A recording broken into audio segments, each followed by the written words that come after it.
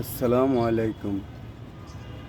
সম্মানিত কবুতর পালকগণ, এই দুই কবুতর থেকে জোর দেওয়ার পরে কীরকম বাচ্চা বেরোতে পারে দেখেন তো। বাচ্চাগুলো তো অসাধারণ। দেখার পরে মনে হচ্ছে বাচ্চাগুলো অনেক ভালো একটা বাচ্চা পাইছে। এই যে এই সামনের এই বাচ্চাটা আর এই কর্নারের এই বাচ্চাটা, এই 4টা বাচ্চার মধ্যে এক কালারের যে 2টা বাচ্চা, অসাধারণ একটা বাচ্চা বাইরেছে এই দুই কবুতর থেকে। এই যে এর ফাগুলা দেখেন, ফাগুলা এরকম কালো কেন হয়েছে একটু কমেন্ট বক্সে জানাবেন সবাই। যারা অভিজ্ঞ আছেন তারা জানাবেন একটু।